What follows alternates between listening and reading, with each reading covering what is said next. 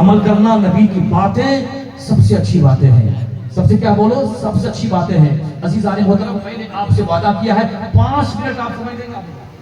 اسلامی خواتین آتی ہیں، بیٹھتی ہیں، سنتی ہیں، اگر ہم ان کے حوالے سے کچھ نہ بات کریں تو یہ ہمارے لیے حق تلفی ہو جائے گی۔ میں چاہتا ہوں کہ ان کے حوالے سے بھی میں چند باتیں آپ کے سامنے پیش کروں۔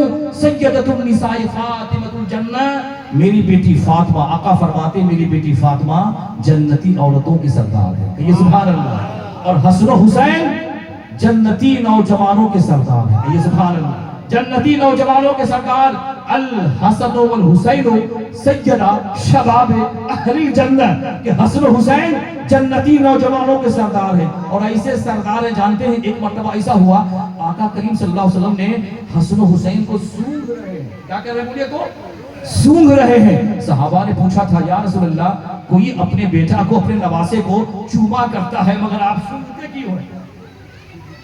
نبی آپ اپنے بیٹے کو سونگھو گے تو پاؤڈر کی خوشبو آئے گی، تیل کی خوشبو آئے گی، آئے گی نہیں بولو، تیل کی خوشبو آئے گی، پاؤڈر کی خوشبو آئے گی۔ صحابہ نے پوچھا تھا یا رسول اللہ، کوئی باپ اپنے بیٹے کو چوما کرتا ہے، سونگھا نہیں کرتا ہے؟ اللہ کے نبی ارشاد فرماتے ہیں میں حسن و حسین کو اس لیے سونگھتا ہوں کہ ان دونوں کے جسموں سے جنت کی خوشبو آ رہی ہے، سبحان اللہ، جنت کی خوشبو آ رہی ہے۔ الحسن والحسین ہما ریحانی من الدنیا، حسن اور حسین میرے یہ دنیا کے 2 پھول ہیں، کہو سبحان اللہ۔ ان کی ماں فاطمہ رضی اللہ تعالیٰ عنہ ایک مرتبہ آئی، کہاں، اپنے ابا جان کے پاس آئی، اور آنے کے بعد کہتی ہے اے میرے ابا جان، گھر کا سارا کام کرتے کرتے تھک گئی ہوں، ہاتھ میں چھالے پڑ گئے، کٹے پڑ گئے ہیں، داغ دھبے آ گئے ہیں کام کرتے کرتے، میں نے سنا ہے کہ چند کنیزیں آپ کے پاس آئی ہیں، ایک کنیز ہم کو عطا فرما دیجیے۔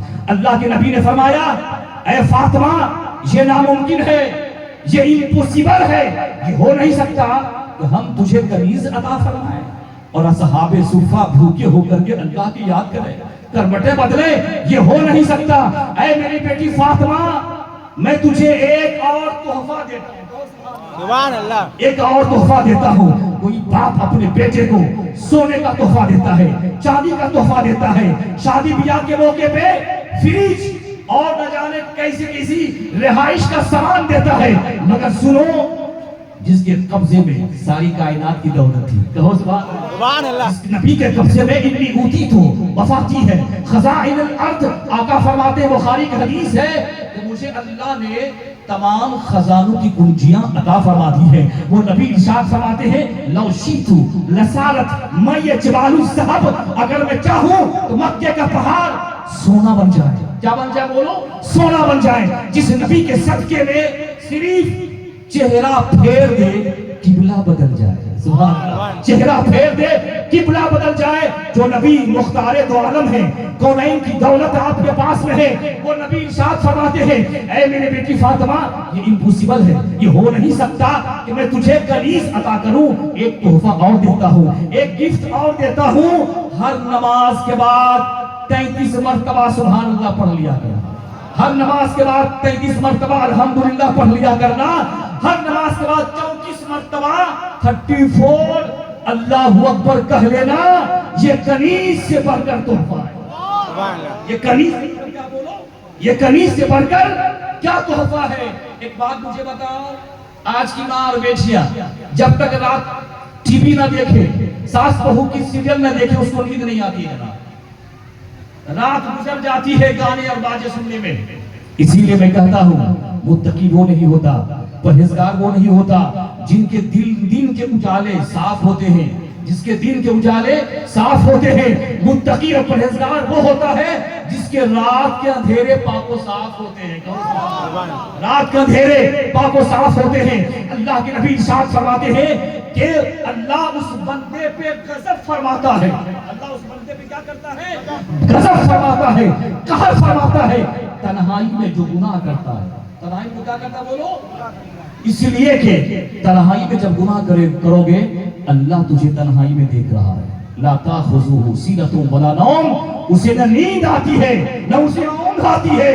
تنہائی میں کبھی گناہ مت کرنا، رات کو جب بستر پہ جانا تو میرے نبی کی سنت ہے یہ، جب آپ سونے جاتے تو سورہ اخلاص کی تلاوت کرتے، کہیے سبحان اللہ، سورہ فلق کی تلاوت کرتے، سورہ ناس کی تلاوت کرتے، یہ سورتوں کو پڑھ کر کے اپنے ہاتھ پہ دم کرتے، سر سے پاؤں تک پھیر لیتے۔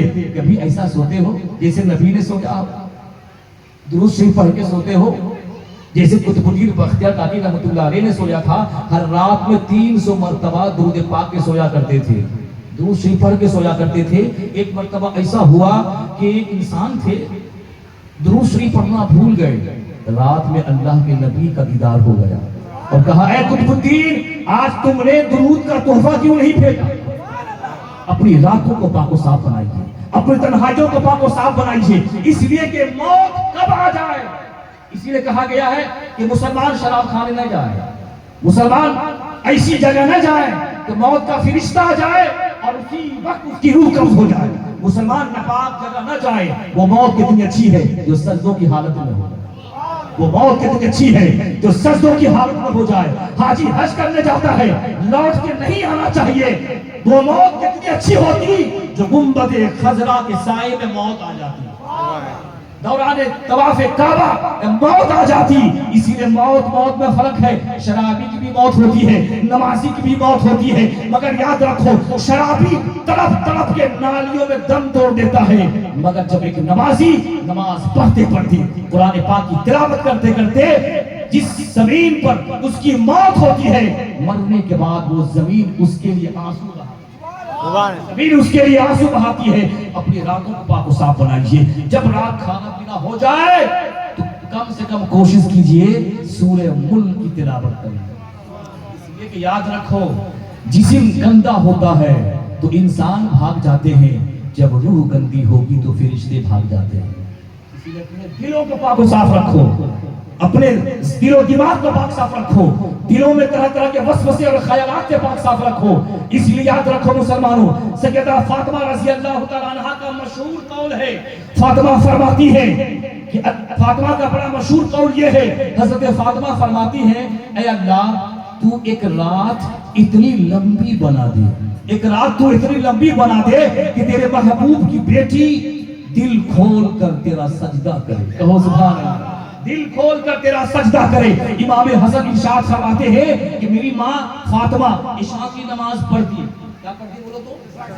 عشاء کی نماز پڑھتی اور پڑھنے کے بعد اپنی ضروریات سے فارغ ہو جاتی، مصلی پہ بیٹھتی، تسبیح کے دانے ہلاتی، اللہ کا ذکر کرتی اتنی کرتی اللہ کا ذکر، اتنی اللہ کی یاد کرتی کہ حضرت مریم کا ذکر سیدہ فاطمہ رضی اللہ تعالیٰ عنہ کو یاد آ جاتا، اور اس کے بعد سیدہ فاطمہ رضی اللہ تعالیٰ عنہ اللہ کی یاد اتنی کرتی، امام حسن فرماتے ہیں کہ صبح کی سفیدی نمودار ہو جاتی تھی۔ تو سبحان اللہ، فاطمہ کی راتیں عبادتوں میں گزرتی تھی اور ہماری ماں اور بہنوں بیٹیوں کی راتیں کس میں گزر گئی۔ یاد رکھو مسلمانوں، اگر ماں اچھی ہوگی نا تو بیٹی بھی اچھی ہوگی، ماں اگر ڈینسر ہوگی تو بیٹی بھی ڈینسر ہوگی، ماں اگر ناچنے والی ہوگی تو بیٹی بھی ناچنے والی ہوگی، ماں اگر بے حیا بدچلن ہوگی تو بیٹی بھی بدچلن ہوگی۔ ماں کے کردار سے بیٹی کا کردار کا پتہ چلتا ہے، باپ کے کریکٹر سے بیٹے کا کریکٹر کا پتہ چلتا ہے۔ یاد رکھو ماں اگر قرآن پڑھنے والی فاطمہ ہوتی ہے تو بیٹا بھی کرب و بلا کے میدان میں نیزے کی نوک پر قرآن سنانے والا حسین پاک ہوا کرتا ہے۔ سبحان اللہ، بولو حسین پاک ہوا کرتا ہے۔ ایک مرتبہ جانتے ہو ایسا ہوا، سیدہ فاطمہ رضی اللہ تعالیٰ عنہ اچھا شادی بیاہ میں جاتے ہیں کہ نہیں؟